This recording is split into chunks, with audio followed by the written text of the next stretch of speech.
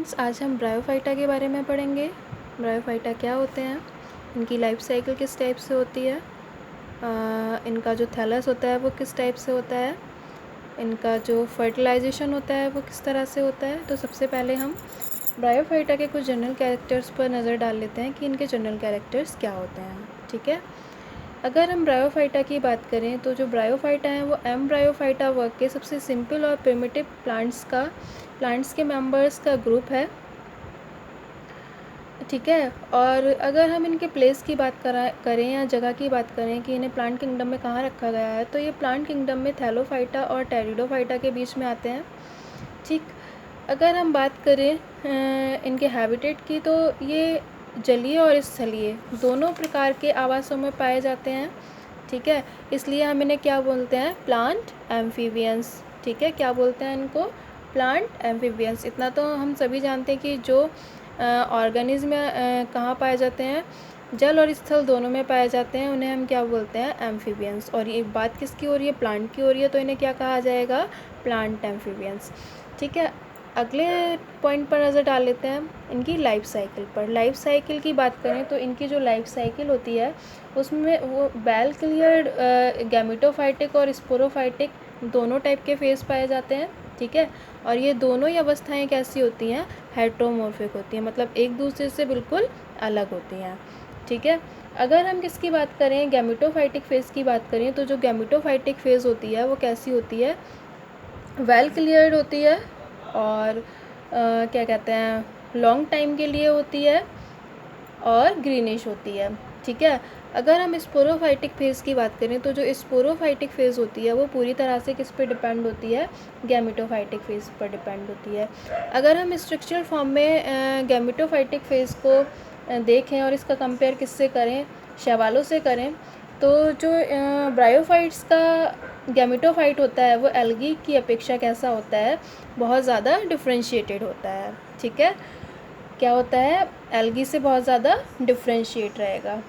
ठीक, अगर हम बात करें इसके थैलस की, तो इनकी जो प्लांट बॉडी होती है प्रोस्ट्रेट होती है और थैलॉइड होती है। ठीक है, और सबस्ट्रेटम पर क्या प्रेजेंट होते हैं, सॉफ्ट और hair like unicellular rhizoids present होते हैं, ये आप लोग देख रहे हैं।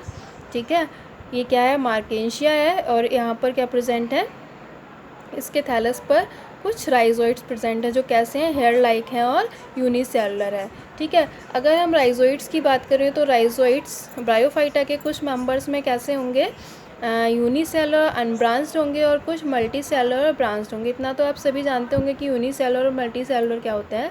ठीक है, अगर हम बात करें यूनिसेलुलर और अनब्रांच्ड राइजोइड्स की, तो हिपैटिकॉप्सिडा क्लास और सीरोटॉप्सिडा क्लास में कैसे होंगे, ये यूनिसेलुलर और अनब्रांच्ड होंगे। अगर हम बात करें ब्रायोप्सिडा क्लास की, तो इसमें राइजोइड्स कैसे होंगे, मल्टी सेलुलर और ब्रांच राइजोइड्स होंगे। तो इतनी बात आपको समझ में आ गई। अब हम बात कर लेते हैं मार्केंशियल्स ऑर्डर की। ब्रायोफाइटा में जो मार्केंशियल्स ऑर्डर होगा उसके जो मेंबर्स होंगे उनमें राइजोइड्स के अलावा कुछ स्केल्स भी प्रेजेंट होंगे। ठीक है, राइजोइड्स के अलावा वहाँ क्या नई चीज़ प्रेजेंट होगी, स्केल्स। इन स्केल्स का कलर कैसा होगा, पर्पल होगा। ठीक है, और इन स्केल्स का काम क्या होगा, जो भी ग्रोथ एरिया होगा उसको प्रोटेक्ट करना और वाटर एब्जॉर्ब करना। ठीक है, तो ये बात किसकी आ गई, मार्केंशियल्स ऑर्डर की। मार्केंशियल्स ऑर्डर में नई चीज़ क्या आ गई, स्केल। ठीक है, काम क्या हो गया इसका, ग्रोथ एरिया को प्रोटेक्ट करना और वाटर को एब्जॉर्ब करना। ये हम कुछ एग्जाम्पल्स देख रहे हैं, रिक्शिया और मार्केंशिया दोनों किसके एग्जाम्पल हैं, मार्केंशियल्स ऑर्डर के एग्जाम्पल हैं, जहाँ पर हम देख रहे हैं राइजोइड्स और स्केल्स दोनों प्रेजेंट है। अगर हम मार्केंशिया की बात करें तो इसमें 2 टाइप्स के स्केल्स प्रेजेंट हैं, एक लाइगुलेट स्केल्स और दूसरे अपेंडिकुलेट स्केल्स। ठीक है, इतनी बात आपको समझ में आ गई। अगर हम बात करें जाइलम, फ्लोएम और अदर लिग्निंग टिश्यू की, तो ब्रायोफाइटा के अंदर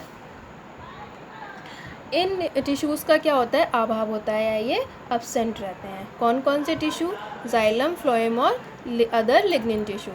अगर हम रिप्रोडक्शन की बात करें तो जो रिप्रोडक्शन है इसमें क्या होगा, 2 टाइप से होगा, वेजिटेटिव और सेक्सुअल। अगर हम वेजिटेटिव रिप्रोडक्शन की बात करें तो ये कितने टाइप से होगा, 3 टाइप से, ठीक है। पहला कौन सा हो गया, थैलस के जो पुराने पार्ट होंगे उनके गलने से या उनकी डेथ से, ठीक है। दूसरा किससे होगा, एक यहाँ जो ब्रायोफाइट्स हैं कुछ, उनमें क्या पाए जाएंगे, स्पेशल टाइप के स्ट्रक्चर्स पाए जाएंगे या संरचनाएं पाई जाएंगी जैसे ट्यूबर्स या जेमी। तो इनके द्वारा क्या होगा, वेजिटेटिव रिप्रोडक्शन होगा, ठीक है। अगर हम बात करें सेक्सुअल रिप्रोडक्शन की, तो ब्रायोफाइटा के अंदर जो सेक्सुअल रिप्रोडक्शन होगा वो कैसा होगा, उगेमस टाइप होगा। जो मेल रिप्रोडक्टिव ऑर्गन होगा इसे हम कहेंगे एंथ्रीडियम, और जो फीमेल रिप्रोडक्टिव ऑर्गन होगा उसे क्या बोलेंगे हम, आर्किगोनियम। तो इतनी बात समझ में आई। ब्रायोफाइटा क्या होते हैं, प्लांट एम्फीबियंस होते हैं। इन्हें थैलोफाइटा और टेरिडोफाइटा के बीच रखा गया है, ठीक है। इनकी जो लाइफ साइकिल होती है वो कैसी होती है, 2 गैमेटोफाइटिक और स्पोरोफाइटिक फेज में होती है, ठीक। और ये दोनों अवस्थाएं कैसी होती हैं, हेटरोमॉर्फिक होती हैं, ठीक। अगर हम राइजोइड्स की बात करें तो राइजोइड्स कुछ क्लास हैं उनमें कैसे होंगे, यूनिसेलुलर अनब्रांच्ड होंगे और कुछ में मल्टी सेलुलर ब्रांच्ड होंगे। अगर हम मार्केंशियल्स ऑर्डर की बात करें तो यहाँ पर राइजोइड्स और स्केल्स दोनों प्रेजेंट होंगे, ठीक है। स्केल्स का काम क्या हो गया, ग्रोथ एरिया को प्रोटेक्ट करना और वाटर एब्जॉर्ब करना, ठीक। जाइलम, फ्लोएम और अदर लिग्निन टिश्यू यहाँ पर एब्सेंट रहेंगे। रिप्रोडक्शन 2 टाइप से होगा, वेजिटेटिव और सेक्सुअल।